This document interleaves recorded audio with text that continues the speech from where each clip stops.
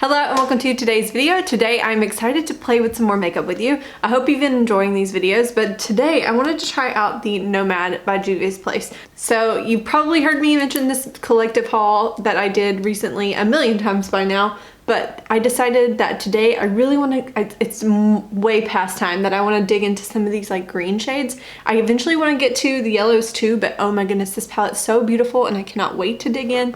So I'm going to go ahead and do it. But if you are as excited as I am to see how this palette performs, then just stick around. Okay, as we get started, I am really like drawn to the green shades in this palette. I think if I'm being honest with myself, the things that made me like want to buy this palette more than anything were this green shade, this mustard shade, and this like beautiful champagne-y gold. It's extremely neutral. And I have a photo of this palette swatched on my arm, so hopefully you can see it even better.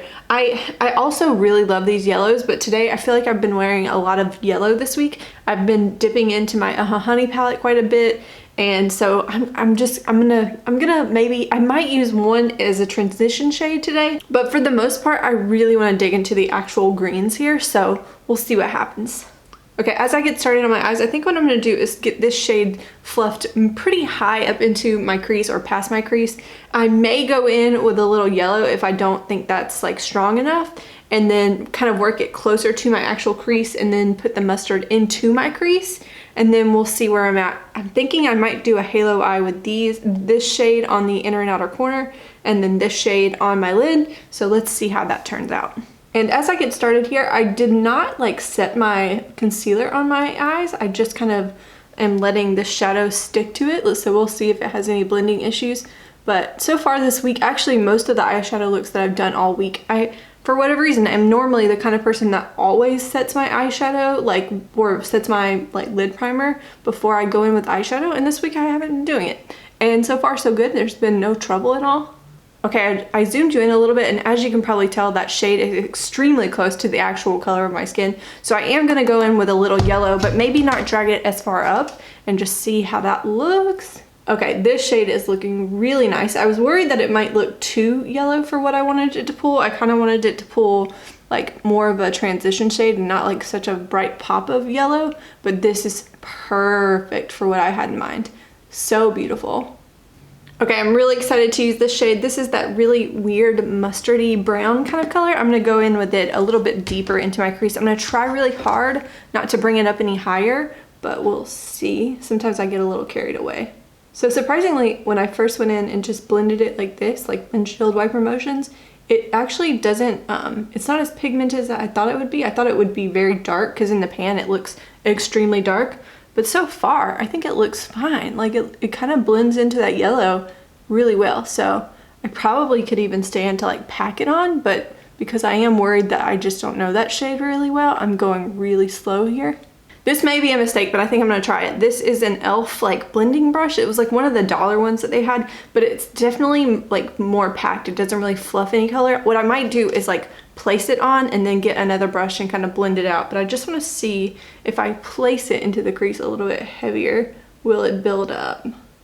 Okay, I'm not sure if you can see, but it seems to be building just fine, which is surprising. Again, that shade, while I'm so drawn to it, I'm almost afraid of it because I'm afraid it might be so dark, but I'm actually kind of glad that this shade in particular is more blendable because again, this brush is very like flat and packed, and so it could easily deposit too much color, but I don't think that's the issue I'm having at all. And so far, I really like that color in my crease.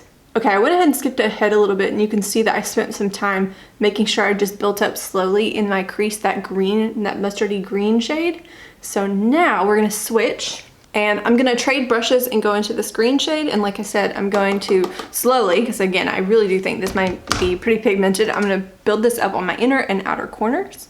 And as you can see, this is so nice. It looks so good. It is a little bit more buildable, like you can go in with it a little bit lighter, but then also it gives pigment off like immediately, which is perfect, exactly what I was looking for. While I'm thinking about it, I might as well go ahead and outwardly process to you that the only other Juvia's Place palette that I own is this Saharan by Juvia's Place, obviously. And a lot of this palette is metallics. There's only 1, 2, 3, 4 mattes in this palette. So often when I go into it, because there's really only 2 like transition shades that I use quite often, this one and this orange one, I sometimes use this, but not really that often. It's a little bit intimidating to wear every day. But the metallics, so my relationship to Juvia's Place has been, I like their metallics a lot, but I don't quite feel like I can comfortably claim that I know their matte formula.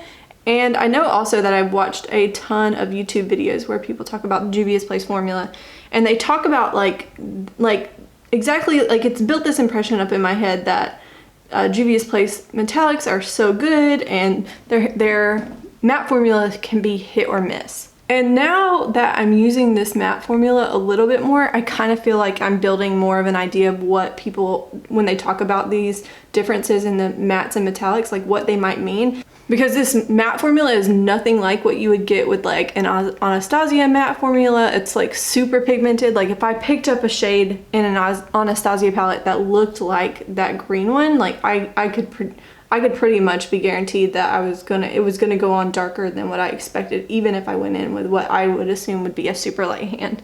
So I would say this is pigmented, but it's definitely like a little bit easier to work with. You can kind of take your time building this up. And I am definitely impressed with the way that goes on. So the last step in this halo eye is to go on top in the middle with that shimmer shade, this kind of beautiful gold. And I kind of was a little bit sloppy, but I don't think it's gonna matter because these like metallics are really, really good and they're very opaque. So I think even though this eye clearly isn't matching this eye, like when I place this metallic, you won't be able to tell.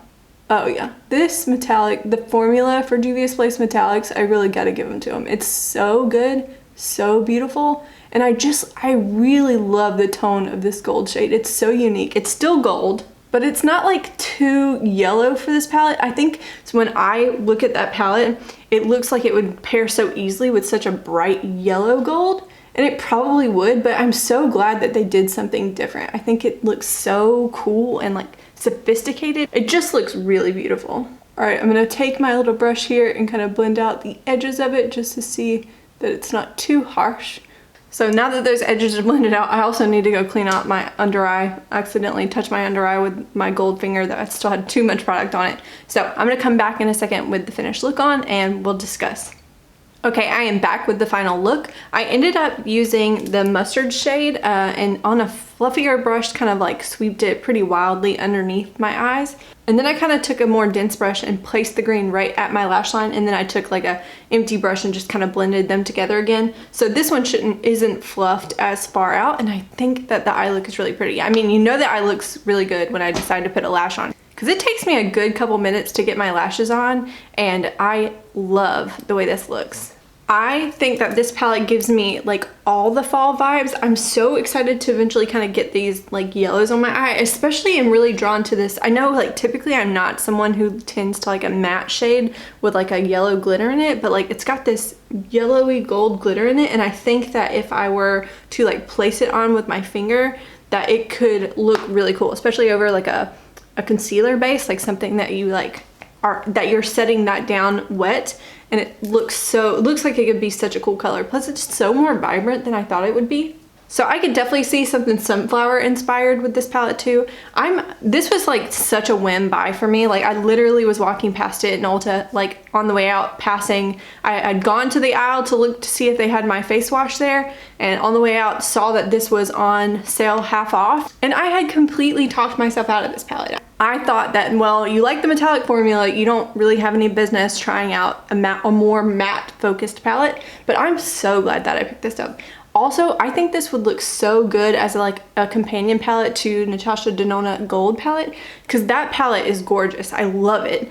But I also sometimes look at it and go, it just needs like one green. You just need like one green in it. And I think that these, like this mustard tone and this green right here would go really well with it. So I am really excited to try it out eventually with the Natasha Denona Gold palette. So again, I'm really happy with that purchase, and I hope y'all have enjoyed these couple of like trying out new makeup videos with me. I know they're not something I typically post on my channel, but I've had a lot of fun making them, so I hope you enjoy them. Make sure you say hello in the comments, and I will see you in the next one.